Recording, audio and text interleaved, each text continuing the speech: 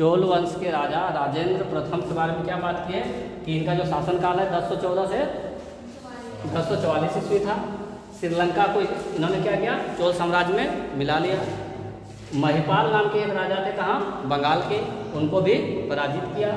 गंगैकोंडचूलम इनकी राजधानी का नाम था। गंगैकोंडचोलपुरम इनकी राजधानी का नाम था।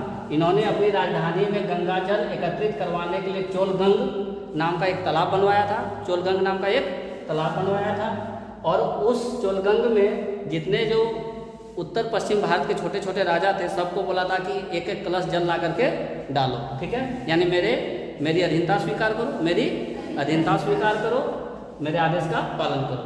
और जब सब लोगों ने वैसा कर दिया तो क्या उन्होंने तो उपाधि का धारण किया, गंगैकोंडचोल की उपाधि धारण किया। गंगैकोंडचोल की उपाधि धारण किया। ये जो चोल साम्राज्य था वो कैसा था, राजतंत्रात्मक था। चोल साम्राज्य कैसा था, राजतंत्रात्मक था, जिसकी प्रारंभिक राजधानी उरैयूर थी, जिसकी प्रारंभिक राजधानी उरैयूर थी। लेकिन विजयालय ने अपनी राजधानी किसको बनाया था, विजयालय ने राजधानी किसको बनाया था, तंजौर को बनाया था। विजयालय ने राजधानी किसको बनाया था, तंजौर को बनाया था, तंजौर को राजधानी बनाया था। ये तो याद रखना इस पॉइंट को, ठीक है। चोल शासकों के प्रशासनिक इकाई का बताया कि 6 प्रांत थे उस समय, 6 प्रांत थे जिसको हम लोग क्या बोलते थे, मंडलम। 6 प्रांत को क्या बोला जाता था, मंडलम। कोट्टम किसको बोला जाता था, कमिश्नरी को। कोट्टम किसको बोला जाता था, कमिश्नरी को। कोट्टम बोला जाता था कमिश्नरी को। जिला को क्या बोलते थे, नाडु। जिला को क्या बोलते थे, नाडु। और पुरम बोला जाता था ग्राम संघ को। गाँव का जो संघ था उसको पुरम बोला जाता था। और जो सबसे बहुत बड़ी विशेषता थी चोल साम्राज्य का वो था कि उस समय स्थानीय ग्रामीण स्वशासन व्यवस्था थी।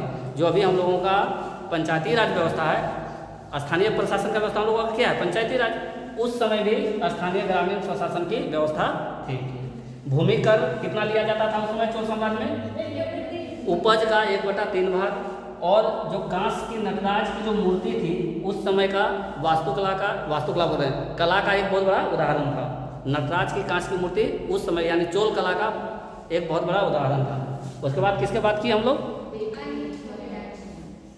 अन्य छोटे छोटे राजवंशों की, अन्य छोटे छोटे राजवंशों की।